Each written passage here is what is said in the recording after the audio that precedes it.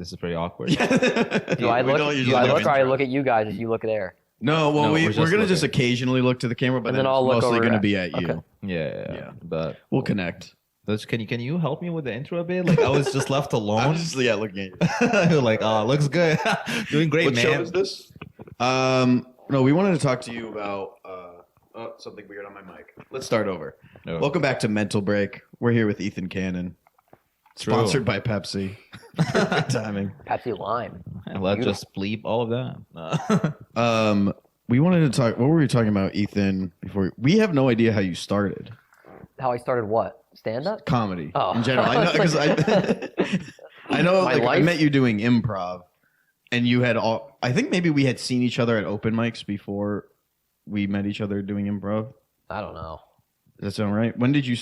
What did you start first? I did improv a little in college, and then but I was doing stand up. Like, when were you doing? When did we meet? Right after the pandemic? Yeah, I think so. Because then we met on house teams, and I started house teams Okay. after the. I was doing stand up around Boston because I started like right when the pandemic ended. I started doing Improv Asylum and open mics around. But I had like started stand up. I did like 20 mics in New York right before the pandemic. Oh, were you living in New York? Yeah, Oh, I didn't know that. What made you move to Boston? the pandemic. I was like I didn't want to live in like a little box and be trapped inside. You know what I mean? Did you live in New York? Yeah. Wow. We're unveiling a lot here. I didn't know that. I Yeah, thought you were I was like a Boston guy, grew up No, I here. am, but I grew up here, but then I was living in New York. Like I had a job, you know. Yeah. I was like an adult man. And I was like, and then what happened? Pandemic hit, no job. Everything, and then my life fell apart. Was I it a started doing nightmare stand-up. in New York? How long were you in New York during the pandemic? Like a week, 2 weeks. Oh yeah, you were out of okay. there fast. Yeah. Was it crazy in that? Not in West Harlem. Yeah. When I was living in West Harlem, there's no difference whatsoever. Is that Literally no difference. Pandemic, no pandemic. No, was all that. everybody was out. There was absolutely no difference. So then you moved to Boston, and then had you been taking Improv Asylum classes? Is that? I was taking Improv Asylum classes. And you got to level 3. You auditioned. Graduated. Yeah, I know you graduated. I'm an Improv Asylum graduate. We graduated together. I hate saying that. Yeah. Because people ask me, like, what class are you in? And I'm like, I don't take those anymore. Yeah. I have It's a like diploma. you Yeah. idiot. You like undergrad idiot. Yeah. I had taken a long break in between because I was like in classes. Then the pandemic happened when I got to like level 5, Okay. and then I just got on house teams, and then I was just doing that for a while. And then I hated the idea that I would go like be a student again, but they were like they started implementing a rule that you had to Yeah. be like involved in classes or graduated. Yeah. And then that's when you and me got in a level 5. Oh, yeah. That's right. And I think that's when we became better friends. Yeah. Probably. But I feel like I had known you. You hadn't done open mics in Boston before? Maybe by that time I'd been doing them for a while. So maybe we had crossed paths. Yeah. I thought I had seen you and been like, oh, like that guy's funny, I think. Really? Yeah. He seems Love very that. surprised by this he fact. didn't even Wow. think I thought he was funny That made until me today. feel good. It's like, wow. Didn't know myself. That's Do you pretty feel cool. when you first got on Improv Asylum house teams,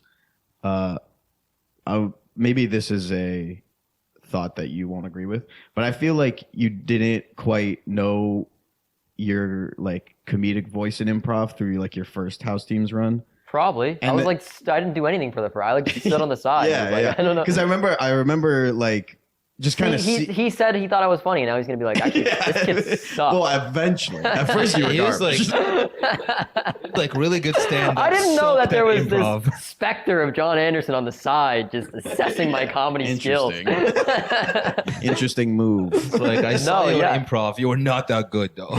No, I was like really shy when I first started. I think. Yeah, and I remember Yeah. you coming out like it was like the last week of the run, and you came out as like a nervous teenager who was Okay. like Yeah, maybe.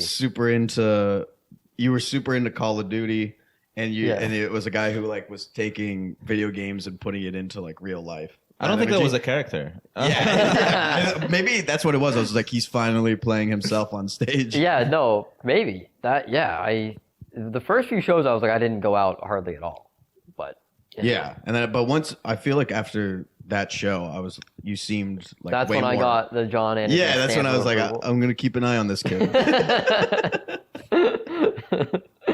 It makes me feel good that I had no idea who the fuck you were then. I don't know who John is. I wasn't watching you at all. It's like, who gives a shit Yeah, I about don't know, you? who's that guy? I don't know. Well, yeah, you want to know? I thought of you. I didn't think about you at all. He was like recruiting me in his mind. One day, this guy will be on my podcast. I was gonna say, not every John is a big booker around the town. Jonathan Anderson presents Ethan Cannon. Not every John is booking the entirety of New England. Like, When are you gonna get it? Are you ever done improv? I need to start. To be honest, I was talking to Tori, okay. Oh yeah. We might start a class together, actually. Oh, cool. Like, also, I think someone else just told me they want to do it. Like, so Isabel told me she wants to do it, and I think Viv. So 4 of us might go start improv. Oh hell yeah. But the only reason, like, improv is so far. I think of myself as a stand-up. Like, I don't think of myself as an improv. But Yeah. I think, from what I understand, it's gonna help a lot with crowd work and on the spot coming to ideas. I do that a lot right now, so I think it'll be pretty good for me to be an improv. Just try it out, because I've I'm never not seen sure. improv. I definitely never feel like anxious when sometimes like a crowd member will interrupt or something, but it doesn't. I think because I did improv, it doesn't like raise my blood pressure too much. To be or as much. honest, like, which I don't know if that's a good thing or a bad thing. I've done stand up at this point enough that it's so bad I don't feel nervous anymore, and I think that's not good. Oh, I still feel. It depends on the show, but I'll still feel nervous because, maybe you've done it more than me. But I mean, I've been doing it like 6 times a week for the last 13 months. yeah, So, I definitely don't feel as bad. Like I used to get like, even with improv, I would be like having diarrhea in the improv asylum bathroom before every house team set for like the first like 3 to 4 runs. I think that's maybe eventually how I knew who you were. I think it's that fucking guy that goes to the bathroom before every show. there was so many stains on the bathroom wall. Yeah, I'm pretty sure Damn. that was the rumor. I was like, oh, that guy? That guy I shits got the shit himself guy. before every show. And then I played a guy with diarrhea on stage, and Ethan was like, now he's now it finally makes being sense. himself. Yeah, that's on when you stage. found yourself. Like, it's also really bad. Like, I've never seen, the only 2 improv shows I've seen was him on mushrooms for his birthday show. Oh, how was that? Was that good? Oh, it was pretty very good. fun. Oh, It was pretty like- funny. so sad I missed It was funny. both at times some of the best comedy I've done, and then at times some of the worst. But both played well. because- Equalized each other in the Yeah, show. it was overall. also like there was a scene where the part of the problem was I was just like deconstructing too fast. So like Chris came in with a hot offer, and then it was like a whole family. It was like the suggestion was beach, and I had just like put out a blanket. Chris came in as a weird character. Emma came in as his weird wife. Zach came in as his weird kid, and I was just like, I don't like this location. I was like, I don't believe your guys' motivation. And I was like, I would like to go to a different location if that's okay. And to be honest, like, it doesn't have to be the beach. If Zach and like Chris and Emma walk with any proposition, I'm out. I love them, but if the 3 of them walk in with anything, I'm like probably not into it. Right. But if I was sober, I would have just been like, yeah, like that's fine. Like on mushrooms, I don't know. was I've like, never I know I had the don't mushrooms experience, so I don't even know. Oh, really? No. It just kind of makes you like, for me, the amount of mushrooms I was on was like pretty. I feel like I'm not analytical. representing I feel like I'm coming off like I've never done mushrooms and I do improv and just. Can we restart the podcast so I can come off You're more coming alpha? out of the yeah, closet can I on this. please? Yeah. I want my persona to be cool.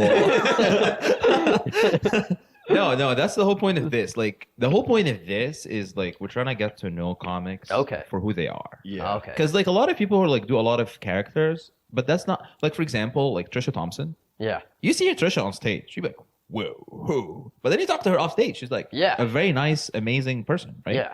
But like that's the whole point of this. Is like that's why when Davey, like we tried to get Davey P on this at some point. But Davey was like, "Oh, I'm gonna be in character," and I was like, that's not It's gonna the be point. awkward when we ask. Yeah. you, It's like, not you the know. point. You know Yeah. what I mean? So yeah, definitely don't feel like you need to just be yourself, man. Just be the Like, normal Sigma male. Normal manly self. Yeah.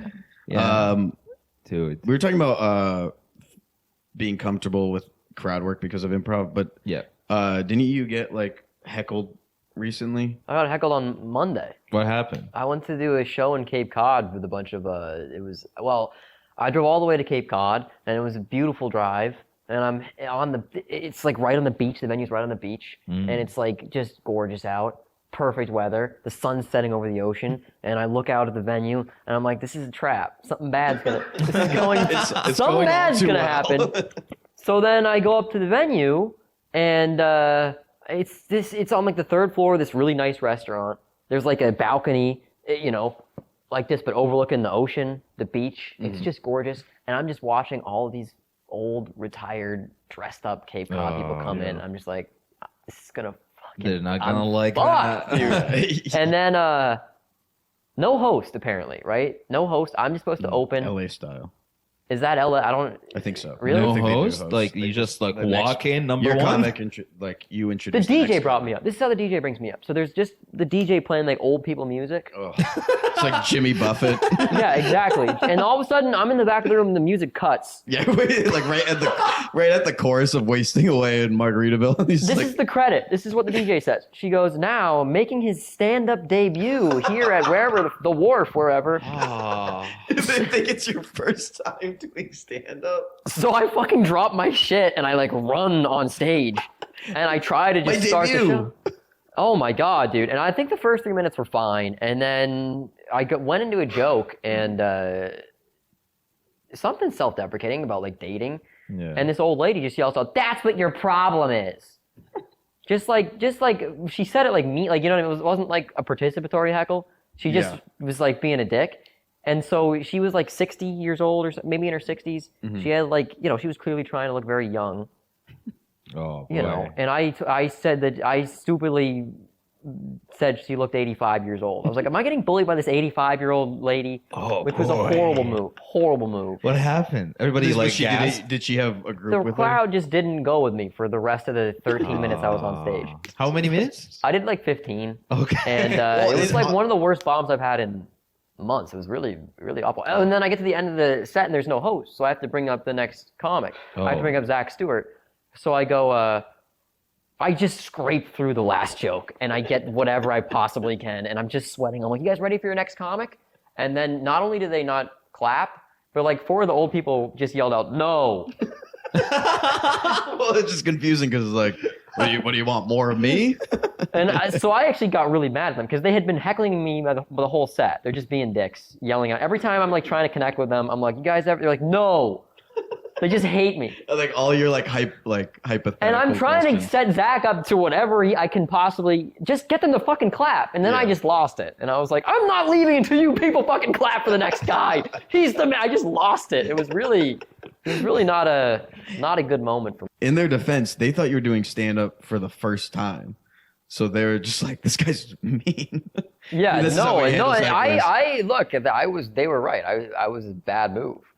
That was a really, in retrospect, that was a stupid move. Yeah, that is like a unique feeling when I have a bad set, but I'm like, I agree with the crowd. I was not. I don't agree with them. I just fucked up one time, and then usually it's like you fuck up, and then I can kind of get back. But this was like down a little bit. I couldn't get them back. Old people, like when I walk into a room and I look at the crowd and it's like full of old people, I'm like, this is either gonna go marvelous or I am gonna take this in my butt right now. Because old people, it's either they love, because I do a lot of dark stuff, they either love the dark stuff or they don't like it at all. Mm-hmm. So it's pretty like I don't like performing for like very old people, I would say. Oh yeah, it's a nightmare. It's never gonna go. I think my worst bomb, I don't know if it was like technically my worst, but it felt the worst, was I did a Brianna show at the Pint in Worcester. Oh yeah, isn't that really hard though? Well, yeah, because it's not like the trash. It was the trash also, show. Like they set it up for you to be like. Oh, that's the dumpster fire. Oh, okay. I've done that one. That one is, I think I prefer that one to like even just the regular stand-up show. But that's like you have to eat a hot pepper. You have to. I'm okay with someone does the shit in their underwear. But some people have to take the pants off, and I'm not. Yeah. Okay with really? That. Yeah. That was the only. That is a humiliating thing to be like. Hey, I'm good with all the other horrible stuff, but can I just not take my clothes off. Not I'll yeah. do anything else. Because here's the thing: you're bombing on hot peppers. That's one thing. Bombing without your pants on. Bombing That's with a your whole tits different out thing. sucks. Wow. But I did the just sort of their straight show, but it was like in the middle of the summer, and it was during I think the Bruins and the Celtics were playing that night, so there was like no one there. But because I'm from the Worcester area, my friend Travis comes out, and he brings 2 friends, and they are the only 3 people like that are in the audience watching the stand-up. Oh yeah. So then and I'm also like last, and they had never seen me do stand-up before. This is just Yeah. no world where this goes No, good. and then but then there was a comic that had like dropped in from out of town, and he was like, "You got to put me on." He goes, "I have a Tubi special." Like, you got to put me on. To be special. Yeah, and How do you he get goes on up and Tubi? he does. Who watches Tubi? I don't know. I feel like anyone could upload to Tubi, right? No. Okay. No. This podcast is Tubi. It's exclusive. Tubi. Check us out. He goes up and he does like material. He's doing really well because with my 3 friends Yeah. and the other comics, because they had never, like, all the other comics had seen each other before. Yeah. Like, we'd all like seen each other's act, and except for this guy.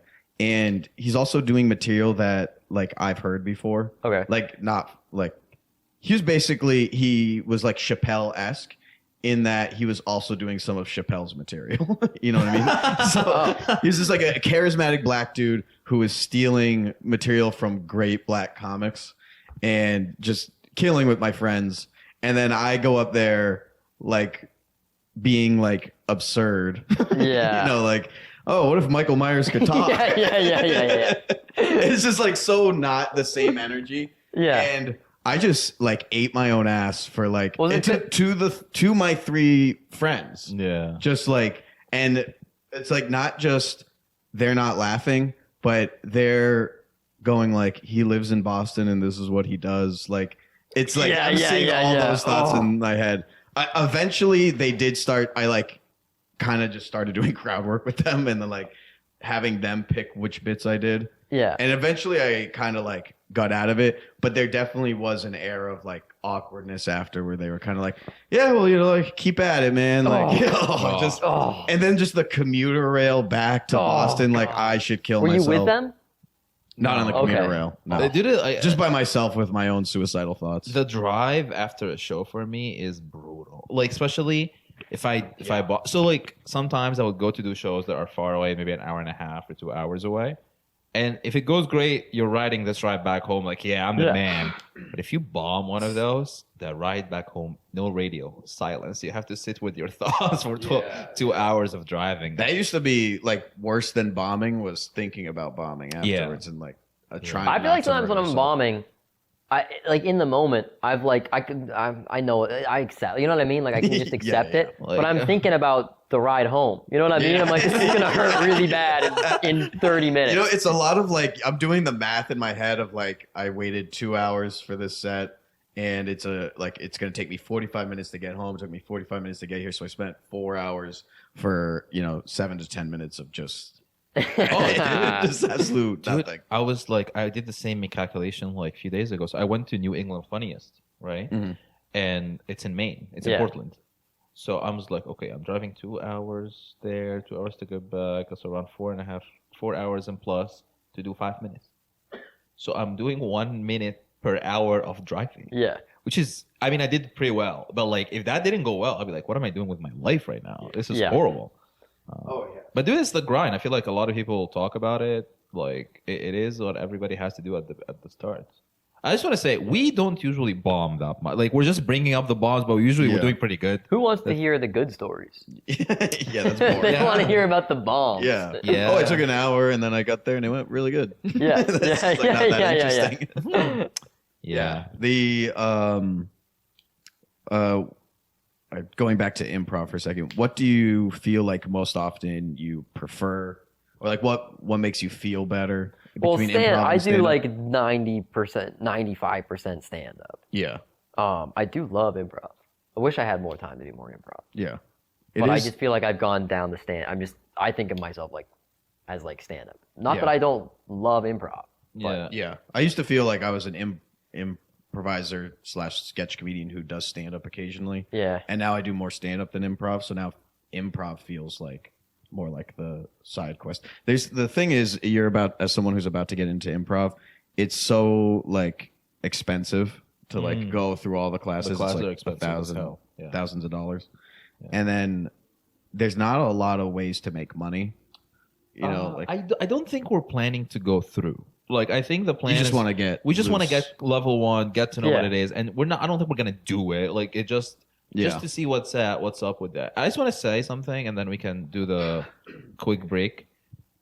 You are one of the very few people that if I ever talk to anyone about you, they always have a positive feedback about you. Well, that's Like cool. everybody loves you. Improv people love you. Stand-up people love you. And like I was talking to some people yesterday, and they were like, "He is extremely underrated."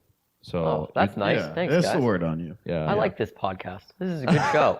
yeah, Yeah. some And positive stuff after all the bombing conversations. yeah. We need some positive. I just want to put some You know balance what's it out. funny is I'm like learning that you can't talk to non stand up people about stand up because I tell them, I'll call them because after I bomb I gotta tell some, and like I don't want to tell them oh dude I just fucking killed, you know what I mean? I don't want to call.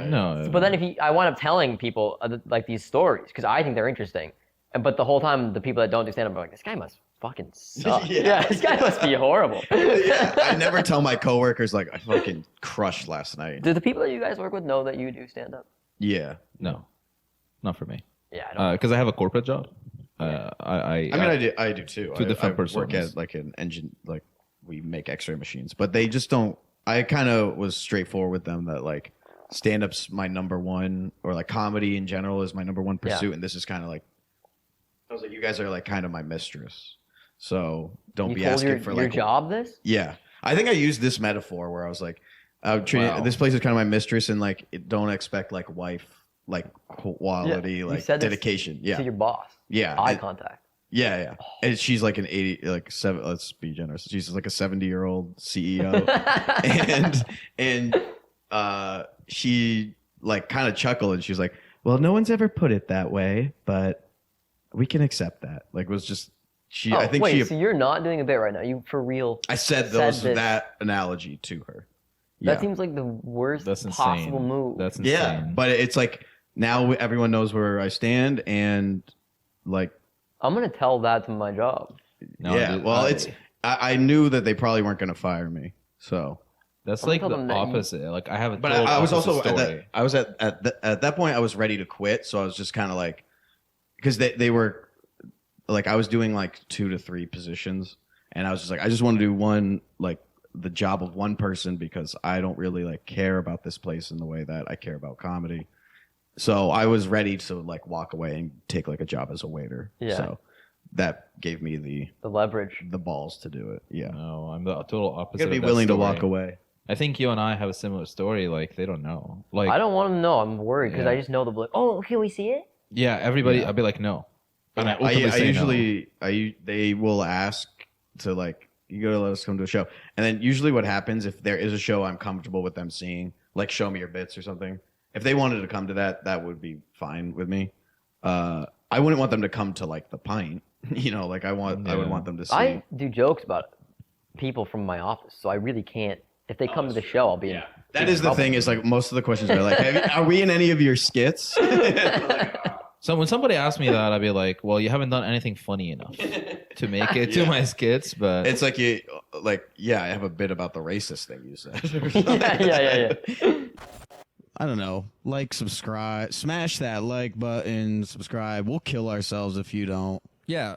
Smash the like button, smash the subscribe button. Actually, just smash. Whatever keep- you want to yeah. do, just smash. Smash. Even Smash- if it's your neighbor, just smash. Yeah, smash the dislike button.